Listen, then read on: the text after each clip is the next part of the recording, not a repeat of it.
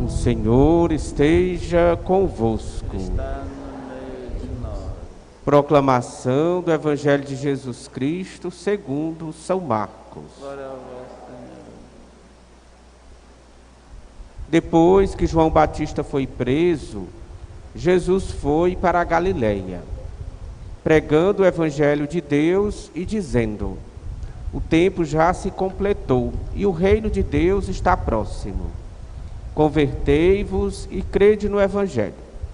E passando à beira do mar da Galileia, Jesus viu Simão e André, seu irmão, que lançavam a rede ao mar, pois eram pescadores. Jesus lhes disse: segui-me e eu farei de vós pescadores de homens. E eles, deixando imediatamente as redes, seguiram a Jesus. Caminhando mais um pouco, viu também Tiago e João, filhos de Zebedeu. Estavam na barca consertando as redes, e logo os chamou. Eles deixaram seu pai Zebedeu na barca com os empregados e partiram, seguindo Jesus. Palavra da salvação.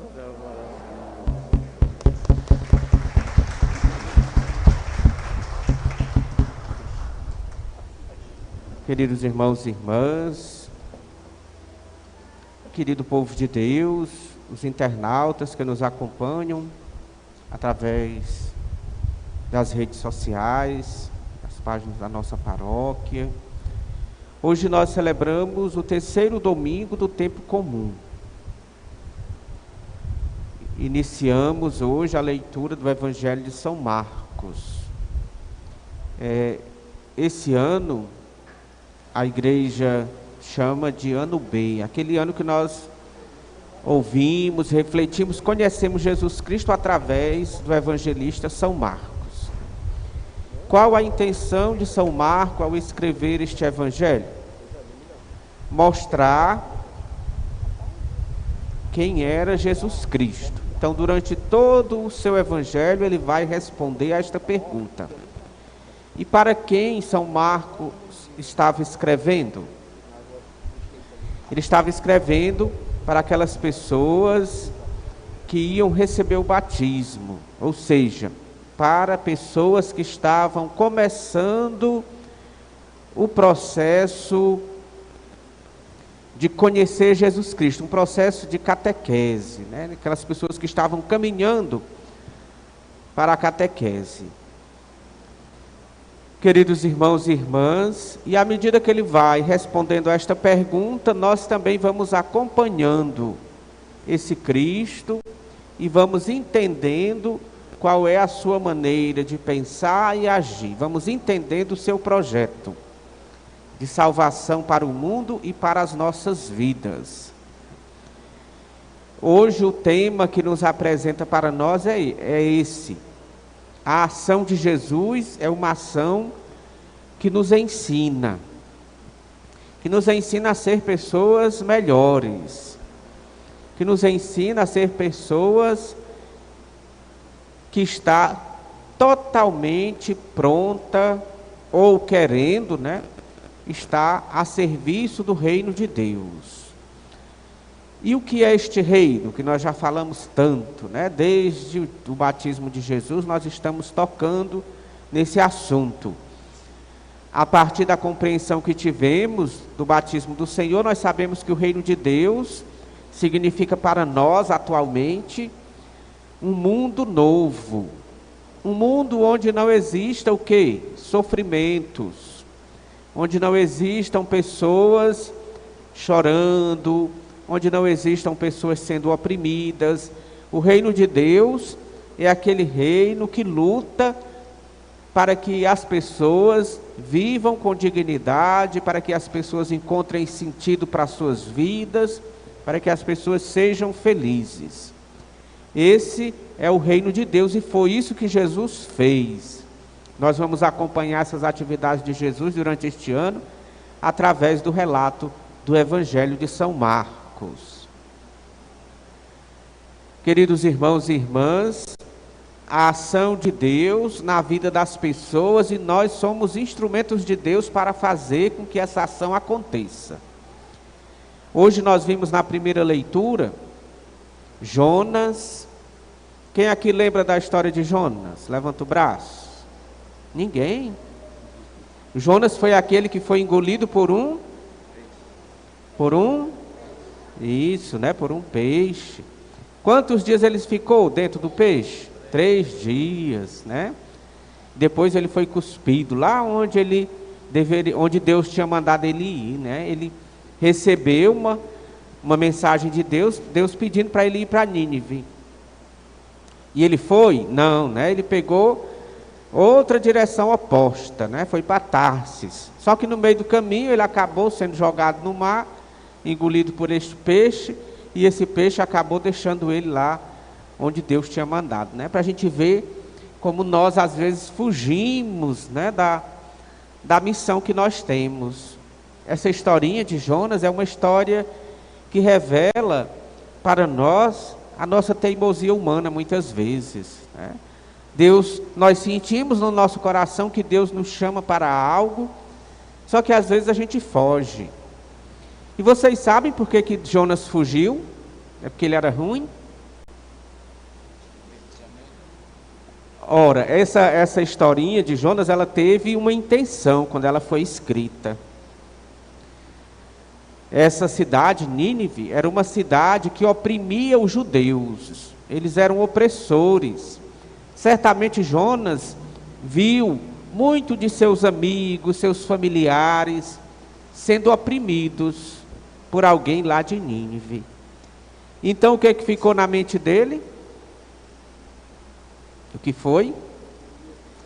Quando alguém faz mal a gente, o que a gente interpreta? Aquela pessoa é má. Não tem aquele ditado popular, gato escaldado tem medo de água fria, né? Pode até que lá nos ninivitas, como nós vimos na leitura de hoje, houve uma conversão geral. Ou seja, isso mostra o quê? Que eles eram pessoas. A experiência de Jonas tinha sido uma experiência negativa. E ele não acreditava que houvesse pessoas boas, pessoas de Deus naquela cidade.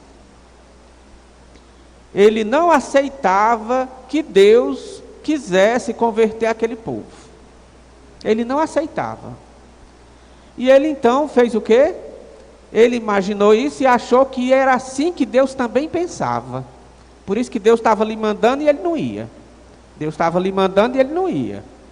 Olha, vai para Nínive, ele não ia. Por quê?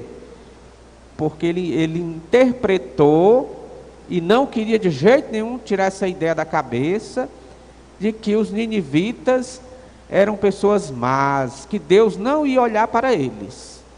Imagine, como é que Deus vai olhar para uma pessoa ruim? Era o que ele pensava, né?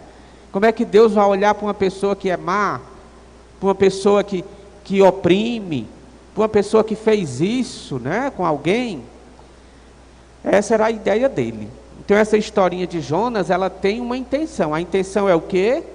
É mostrar que Deus, ele se preocupa com todos. E ele quer que todos experimentem a sua bondade através do perdão. Ele quer que todos se arrependam.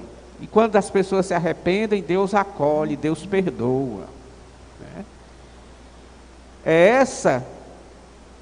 Nós sabemos muito bem, essa é a mensagem de Deus para nós. Só que Jonas ainda não tinha entendido isso. Por isso que ele lutou tanto, né? Quanto mais ele fugia, mais o destino levava ele para aquele lugar que Deus destinou a ele, né? Nós não podemos fugir da nossa missão. Uma hora ou outra, Deus vai encontrar uma maneira de nos fazer entender a sua vontade, embora a gente não queira. E quantas vezes nós queremos que Deus pense igual a nós? Então essa historinha de hoje é uma reflexão importante que a gente deve aproveitar, né? Essa historinha aqui que aconteceu com Jonas, acontece muitas vezes na nossa vida.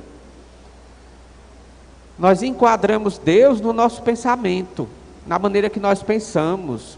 Só que Deus sempre vai encontrar uma maneira de mostrar para a gente que nós vamos agir melhor, vamos ser mais felizes fazendo a sua vontade. Olhe o que a história nos diz. que Nínive era uma cidade o quê? Que para você conseguir atravessar a cidade inteira, você precisaria de 3 dias, não foi isso?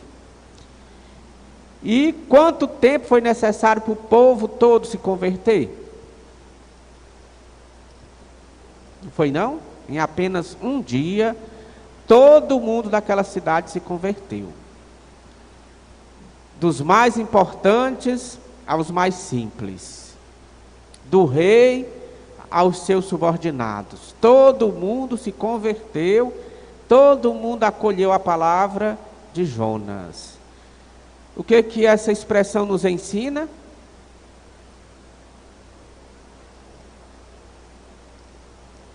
Nos ensina que Deus pode tocar o coração de todas as pessoas, até daquela pessoa que a gente acha que Deus não conseguirá, porque a gente nunca viu na igreja, que a gente vê que não se interessa pela vida da comunidade, mas Deus pode tocar no coração daquela pessoa e ela pode se converter mais do que nós que estamos aqui. A conversão dela pode ser mais verdadeira do que a nossa. Padre, por que você está dizendo isso? Não sou eu não, é a palavra de Deus. Porque os judeus, nem todos eram convertidos. Eles estavam ali, ouvindo a palavra de Deus, fazendo a sua experiência religiosa com Deus. Mas quantos profetas passou na história dos judeus? E eles não quiseram ouvir os profetas? Incontáveis, né? Matavam os profetas, porque não queriam ouvir a verdade. E lá em Nínive, bastou o quê? Bastou um dia para todo mundo se converter. Então, é uma história para a gente refletir se nós estamos acolhendo realmente o ensinamento de Cristo, se nós estamos acolhendo realmente a palavra de Deus que chega até nós que aqui estamos. Porque nós somos instrumentos de Deus para levar esta boa notícia para as outras pessoas. E aqui entra o evangelho que hoje nós ouvimos. Jesus chamando os seus primeiros discípulos. Jesus chama seus primeiros discípulos e os discípulos abandonam tudo, né? Aqui é claro que serve também para reflexão. Esse tudo que o evangelho fala é a gente confiar plenamente na mensagem de Cristo. Porque nós confiamos em Cristo, mas muitas vezes nós continuamos como Jonas, apegado àquilo que está dentro de nós, as nossas crenças. Nós queremos servir a Cristo, mas não abandonamos os sentimentos negativos, não abandonamos os desejos de vingança, não abandonamos os sentimentos mal, de desejar mal, de caluniar, de difamar, de oprimir as pessoas, de excluir. Então esses sentimentos, eles atrapalham a ação missionária. E Cristo nos dá esta bela lição, quando Ele diz que a comunidade, ela deve viver em primeiro lugar o perdão. E esse perdão é necessário dentro das famílias, esse perdão é necessário dentro da vida comunitária, para que a gente possa cumprir a vontade de Deus. Porque atrapalha. Foi isso que atrapalhou a missão de Jonas. Ele jamais ia perdoar aqueles ninivitas que fizeram sofrimento à sua família. Aqueles ninivitas que mataram algum dos seus entes queridos, que oprimiram. Ele tinha essa resistência desse perdão. Por isso que ele fugia da missão dele. Ele não conseguia acreditar que Deus ia perdoar os ninivitas. Por isso que a comunidade precisa acolher esse sentimento de Cristo, esta abertura ao perdão, essa busca à conversão. Esses sentimentos atrapalham a nossa conversão diária. Eles atrapalham a nossa ação missionária. Vamos pedir hoje que Cristo, iniciando a sua ação missionária, nos motive também a ter em nossos corações os mesmos sentimentos que os dele. Acreditemos na força da palavra, na força do evangelho, na força de Cristo que habita em nós, para que nós possamos, juntos com Cristo, Cristo caminhando conosco, nos ensinando a cada dia, construirmos este mundo que Cristo sonhou para nós. E que com certeza vai ser um mundo melhor para cada um de nós. Louvado seja nosso Senhor Jesus Cristo.